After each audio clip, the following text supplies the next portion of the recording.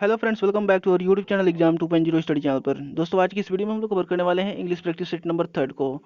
तो गाइस, अभी तक आपने इंग्लिश प्रैक्टिस सेट नंबर 2 और 1 वाली वीडियोस नहीं देखी है तो डिस्क्रिप्शन में जहाँ लिंक दिया हुआ है आप वहाँ से देख सकते हैं, या फिर हमारे चैनल का प्लेलिस्ट में भी आपको वहाँ पर मिल जाएगी। तो दोस्तों, चलिए स्टार्ट करते हैं हमारा आज का प्रैक्टिस सेट। और आज का प्रैक्टिस सेट का पहला क्वेश्चन है spot the miss spelt word. आपको मिस स्पेल्ट वर्ड बताना है दिए हुए ऑप्शनों में से। तो बताइए, दिए हुए ऑप्शनों में से कौन सा ऑप्शन करेक्ट है जो कि एक मिस स्पेल्ट वर्ड है। चूंकि पहला ऑप्शन है लेबोरेटरी, सेकंड ऑप्शन है लेबोरियस एंड थर्ड ऑप्शन है लैकलस्टर एंड फोर्थ ऑप्शन है लैक्टोबैसिलस। तो इसमें से करेक्ट ऑप्शन है दोस्तों लेबोरियस, जो कि इसका स्पेलिंग गलत है क्योंकि इसका स्पेलिंग होता है LABORIOUS। इसका हिंदी मीनिंग अगर पूछे तो परिश्रमी होता है। तो बाकी के ऑप्शन को भी हम लोग हिंदी मीनिंग जान लेते हैं। लेबोरेटरी मतलब प्रयोगशाला, लैकलस्टर का अगर करें तो लैकलस्टर मतलब बिना चमक का मंद, और लैक्टोबैसिलस एक प्रकार का बैक्टीरिया है। नेक्स्ट क्वेश्चन है दोस्तों, spot the error which may be in one part of the sentence, one or two or three. If there is no error, give your answer four. तो दोस्तों, ये बताना है कि सेंटेंस आपको सामने दिया हुआ है और बताना है कि किस पार्ट में आपकी एरर है। तो चलिए देखते हैं सेंटेंस क्या है। सेंटेंस है if he will go, he will do his duty with honesty, and fourth part है नो एरर। तो बताइए इसमें से कौन सा पार्ट है जिसका एरर होगा, जिसमें एरर है। तो सेंटेंस को देखते हैं ध्यान से। तो सेंटेंस में यहाँ पर दो बार यहाँ पर फ्यूचर टेंस का इस्तेमाल हुआ है, क्योंकि नहीं होना चाहिए, क्योंकि यहाँ पर पहले सिंपल प्रेजेंट का इस्तेमाल होगा, फिर उसके बाद यहाँ पर सिंपल फ्यूचर का। तो इस तरह से जो कि सेंटेंस बनेगा, करेक्ट सेंटेंस हो जाएगा इफ ही गोज। क्या हो जाएगा दोस्तों? If he goes he will do his duty with honesty. इसका मतलब कि पार्ट 1 में हमारा एरर है। नेक्स्ट क्वेश्चन है दोस्तों, क्वेश्चन नंबर 8, और कह रहा है कि चेंज द नरेशन। नरेशन बताना है कि इसका क्या होगा। नरेशन का जो कि बताना है, डायरेक्ट स्पीच से इनडायरेक्ट स्पीच में कन्वर्ट करना है आपको। डायरेक्ट स्पीच दिया हुआ है, Shekhar said to me where are you going. चूंकि ये ध्यान से देखें तो ये क्या है, इंट्रोगेटिव सेंटेंस का क्वेश्चन है, वो भी WH फैमिली वाला। तो बताइए इसमें से कौन सा ऑप्शन करेक्ट है, यानी कौन सा इनडायरेक्ट स्पीच है इसका।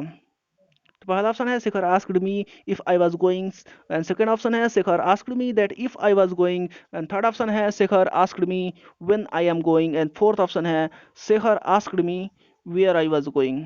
तो दोस्तों बताइए कौन सा ऑप्शन करेक्ट है। क्योंकि चलिए हम लोग बनाते हैं दोस्तों, Shekhar said to me where are you going. इसका जो हम लोग बनाएंगे इनडायरेक्ट स्पीच में, तो पहले हो जाएगा Shekhar Shekhar said to me का हो जाएगा आस्क्ड मी। क्या हो जाएगा दोस्तों? आस्क्ड मी, क्योंकि यहाँ पर इंट्रोगेटिव सेंटेंस का इस्तेमाल हुआ है, वो भी WH फैमिली का। तो वहाँ पर आस्क्ड हो जाता है यहाँ पर, और शेखर आस्क्ड के बाद हो जाएगा मी। और WH फैमिली है तो WH फैमिली को हम लोग जो की त्यों उतार देते हैं, यानी वेयर हो जाएगा।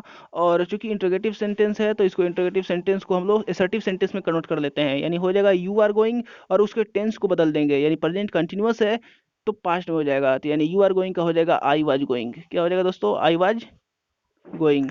इसका मतलब कि ऑप्शन कौन सा करेक्ट हो जाएगा? पहला नहीं होगा, और सेकंड ये भी नहीं है। Shekhar asked me when I am going, ये भी नहीं है। Shekhar asked me where I was going, ये करेक्ट है दोस्तों। मतलब ये करेक्ट है, ऑप्शन फोर्थ करेक्ट हो जाएगा। ऑप्शन नंबर क्वेश्चन नंबर 9 देखते हैं दोस्तों। क्वेश्चन नंबर 9 है he abandoned his study. He abandoned his study, change the voice of the following, यानी इसका एक्टिव वॉइस से पैसिव वॉइस में कन्वर्ट करना है। तो बताइए, ऑप्शन आपके सामने दे रखा है। He was abandoned by his study. Second है option, his study was abandoned by him. And third है his study had been abandoned. And fourth है none of these. तो बताइए इसमें से कौन सा ऑप्शन करेक्ट है। तो चलिए दोस्तों, हम लोग बनाते हैं एक्टिव वॉइस से पैसिव वॉइस में। चूंकि एक्टिव वॉइस का ये जो स्ट्रक्चर दिया हुआ है, पहले दिया है सब्जेक्ट, फिर उसके बाद दिया है verb of the second form, फिर उसके बाद ये ऑब्जेक्ट है।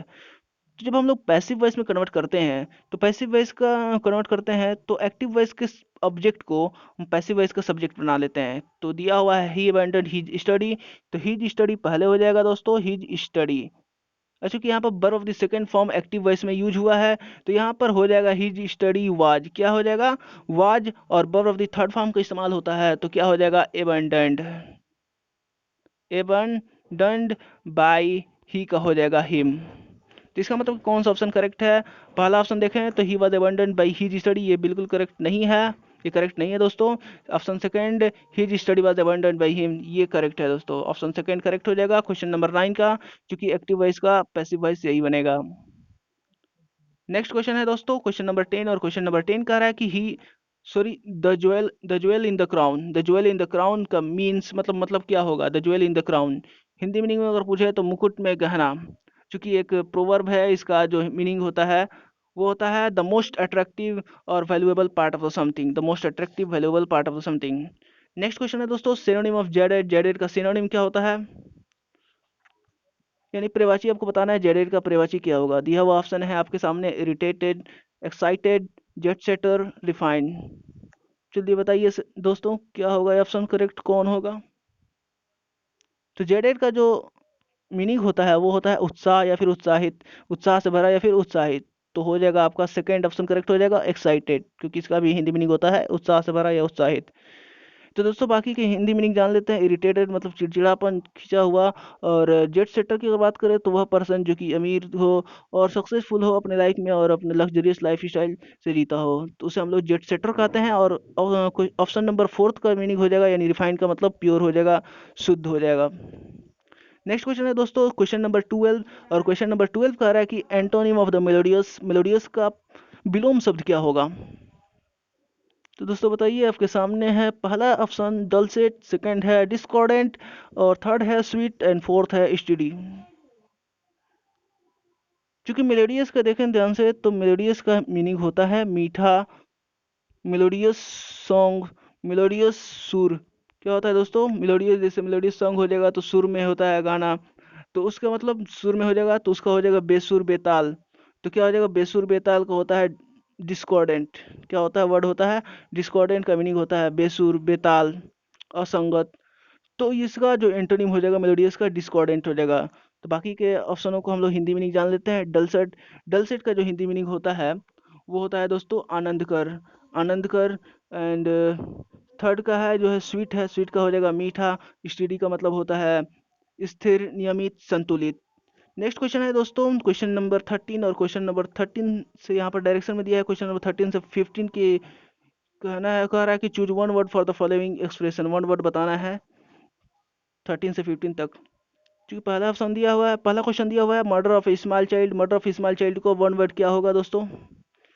ऑप्शन है फोर्टिसाइड, सेकंड है इन्फेंटिसाइड, एंड थर्ड है पैरिसाइड, एंड फोर्थ है रेजिसाइड। तो बताइए दोस्तों कौन सा करेक्ट होगा। मर्डर ऑफ स्मॉल चाइल्ड को वन वर्ड में क्या कहा जाता है। मर्डर ऑफ स्मॉल चाइल्ड को वन वर्ड में कहा जाता है इन्फेंटिसाइड। क्या कहा जाता है दोस्तों, इन्फेंटिसाइड, यानी छोटे बच्चे को मारना या फिर मारा जाना इन्फेंटिसाइड कहलाता है वन वर्ड में। तो बताइए फोर्टिसाइड को क्या कहा जाता है, फोर्टिसाइड को कहा जाता है गर्भ में ही बच्चे को मार देना या फिर मारा जाना, गर्भ में, कहाँ गर्भ में, उसको हम फोर्टिसाइड कहते हैं। और पेरिसाइड की बात करें तो पेरिसाइड का मतलब पितृ हत्या या मतलब पिता की जान लेने वाले को हम लोग पेरिसाइड की करते हैं कहते हैं। और रेजिसाइड मतलब राजा की हत्या करने वाला या फिर षड्यंत्र में भाग लेने वाले को हम लोग रेजिसाइड कहते हैं। इस तरह से नेक्स्ट क्वेश्चन है, a graveyard where the dead are buried, a graveyard where dead are buried. तो बताइए क्या होगा दोस्तों। दोस्तों ऑप्शन दे रखा है आपके सामने, कर्टेज, और सेकंड है फंडल पीट, और थर्ड है सिमेट्री, एंड फोर्थ है ऑबिचुअरी। तो चूंकि एक graveyard where dead are buried, जहाँ मुर्दे को दफनाया जाता है उसे हम लोग कब्रिस्तान ही कहते हैं, और इसको इंग्लिश में वन वर्ड में कहते हैं सीमेट्री। क्या कहते हैं,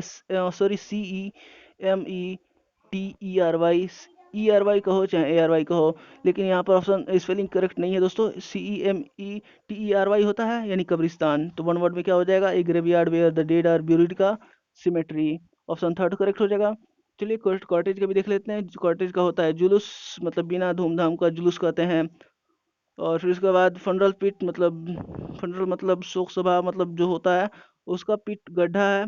और सॉरी इसका हिंदी मीनिंग मतलब करेक्ट नहीं बता पा रहा हूँ। और ऑप्शन नंबर फोर्थ का ऑबिचुअरी, ऑबिचुअरी का जो ऑबिचुअरी का हिंदी मीनिंग होता है वो होता है शोक संदेश, मृत्यु लेख, मतलब कोई पर्सन मर रहा हो तो उसके बारे में मृत्यु लेख लिखना, तो उसको हम लोग ऑबिचुअरी कहते हैं। नेक्स्ट क्वेश्चन है दोस्तों क्वेश्चन नंबर 15, और क्वेश्चन नंबर 15 कह रहा है कि the resting place of wild animal. बताइए the resting place of the wild animal क्या होता है दोस्तों। The resting place of the wild animal होता है लेयर, लेयर कहते हैं दोस्तों, लेयर। और इसका मतलब हिंदी में अगर कुछ है तो वह स्थान जहाँ पर जंगली जानवर रहते हैं उसको कहते हैं लेयर। तो बाकी के ऑप्शनों को देख लेते हैं। मर्ग्यू, मर्ग्यू का क्या है, जिसे मुर्दा घर कहा जाता है उसको मर्ग्यू कहते हैं, मर्ग्यू। और हच, हच मतलब छोटे छोटे मतलब जानवरों को रहने की जगह को हम लोग हज कहते हैं, जैसे रैबिट हज हो जाएगा, खरगोश रहने की जगह को रैबिट हज कहते हैं। और थर्ड का मतलब पिग के रहने की जगह को हम लोग कहते हैं स्टाई। नेक्स्ट क्वेश्चन है दोस्तों क्वेश्चन नंबर 16। पहले डायरेक्शन देख लेते हैं। डायरेक्शन कह रहा है कि 16 से 20 के बीच में, यानी 16 से 20 के बीच में fill in the blanks with the word given word, मतलब ब्लैंक्स में भरना है आपको, खाली स्थानों में भरना है दिए हुए ऑप्शनों में से। तो क्वेश्चन नंबर 16 कह रहा है कि many are made for the displaced, many are made for the displaced, खाली स्थान बीच में दिया हुआ है, मैनी खाली स्थान are made for the displaced. बताइए किसमें से कौन सा ऑप्शन करेक्ट होगा। क्योंकि यहाँ पर प्लूरल वर्ब है और मैनी के बाद यहाँ पर क्या होगा दोस्तों, प्लूरल नाउन का इस्तेमाल होता है। प्लूरल नाउन के साथ ही प्लूरल वर्ब का इस्तेमाल होता है। जब मैनी आ जाएगा फिर प्लूरल वर्ब, फिर प्लूरल नाउन और फिर उसके बाद प्लूरल वर्ब। तो इसमें प्लूरल नाउन हो जाएगा आपका दोस्तों ड्वेलिंग्स, क्योंकि ड्वेलिंग्स का जो हिंदी मीनिंग होता है वो होता है आवास। क्या होता है, आवास, घर। तो इसका क्या हो जाएगा, many dwellings are made for the displace, many dwellings are made for the displace. Next question है दोस्तों क्वेश्चन नंबर 16। क्वेश्चन नंबर 16 कह रहा है कि खाली स्थान यूएसए इज, फिर खाली स्थान है richest country in the world, यानी आपको बताना है कि दिए हुए ऑप्शनों में से कौन सा वहाँ पर फिलअप होगा। यानी आपको यहाँ पर आर्टिकल बताना है कि कौन सा आर्टिकल यूज होगा। पहला आर्टिकल है द और द का, सेकंड है ए द, थर्ड है द ए का, एंड फोर्थ है नो आर्टिकल। क्वेश्चन नंबर 16 में 17 का पहला ऑप्शन करेक्ट हो जाएगा, क्योंकि यहाँ पर यूएसए के पहले हम लोग द का इस्तेमाल करते हैं। कोई भी कुछ ऐसी कंट्रीज हैं जिसके पहले हम लोग द का आर्टिकल द का इस्तेमाल करते हैं, जैसे the USA, the UK, the UN. और उसके बाद हम लोग सुपरलेटिव डिग्री के पहले भी हम लोग द का इस्तेमाल करते हैं, आर्टिकल द का इस्तेमाल करते हैं। तो क्या हो जाएगा यहाँ पर, the USA is the richest country in the world, option first बिल्कुल करेक्ट हो जाएगा। नेक्स्ट क्वेश्चन है दोस्तों क्वेश्चन नंबर 18 और कह रहा है कि make sure the firm is competent carry out the work, make sure the competent, make sure the firm is competent carry out the work. तो दोस्तों यहाँ पर बताना है प्रीपोजिशन, कौन सा प्रीपोजिशन यूज होगा, विथ प्रीपोजिशन यूज होगा, कि अबाउट यूज होगा, कि टू यूज होगा, कि ऑफ यूज होगा। तो दोस्तों यहाँ पर make sure the firm is competent to carry out the work होगा, यहाँ पर विद नहीं होगा दोस्तों। यूज होता है कॉम्पिटेंट के साथ विद भी, अबाउट भी, लेकिन यहाँ पर कॉम्पिटेंट टू यूज होगा। क्या होगा दोस्तों, कॉम्पिटेंट टू, क्योंकि यहाँ पर make sure the firm is यानी कंपनी सक्षम है to carry out the work, मतलब अंजाम देने, कार्य को अंजाम देने के लिए कंपनी पूरी तरह से सक्षम है। तो यहाँ पर इसीलिए यहाँ पर टू का इस्तेमाल होगा। नेक्स्ट है दोस्तों, नेक्स्ट क्वेश्चन है द पेन इज, खाली स्थान than yours, the pen is रिक्त स्थान यहाँ पर, और देन योर्स। तो बताइए दोस्तों क्या होगा। क्योंकि कंपैरेटिव डिग्री को हम लोग जब बनाते हैं तो उसके देन का इस्तेमाल यहाँ पर करते हैं, यानी कंपैरेटिव डिग्री में एडजेक्टिव के साथ हम लोग क्या जोड़ देते हैं, ईआर जोड़ देते हैं। तो क्या हो जाएगा, ऑप्शन फर्स्ट करेक्ट हो जाएगा, कॉस्टलियर, यानी कॉस्टलियर हो जाएगा। यहाँ पर मोर कॉस्टिंग नहीं होगा, क्योंकि मोर के बाद एडजेक्टिव का इस्तेमाल होता है, तो मोर के बाद केवल कॉस्ट का ही होता है यहाँ पर। तो यहाँ पर कॉस्टिंग दे रहा है, इसीलिए ऑप्शन सेकेंड नहीं होगा। और कौन होगा, ऑप्शन फर्स्ट हो जाएगा, the pen is costlier than your. Next है क्वेश्चन, क्वेश्चन नंबर 20 और क्वेश्चन नंबर 20 कह रहा है कि रोम वाज नट, खाली स्थान है इन ए डे। चूंकि आप लोग जानते हैं दोस्तों, चूंकि एक ये प्रोवर्ब है जो कि कहा जाता है कि Rome was not built in a day, Rome was not built in a day, जिसका अगर हिंदी मीनिंग में मतलब हिंदी में समझे तो हथेली पर दही नहीं जमती, जो कि एक प्रोवर्ब है। क्योंकि उम्मीद करता हूँ कि दोस्तों ये वीडियो आपको पसंद आई होगी, और इसी प्रकार के बाकी की प्रैक्टिस सेट लगाने के लिए इस चैनल को सब्सक्राइब कर दीजिए और साथ में बेल आइकन बटन भी दबा दीजिए, ताकि हमारा एक भी वीडियो आपसे मिस ना हो सके। जय हिंद, जय भारत।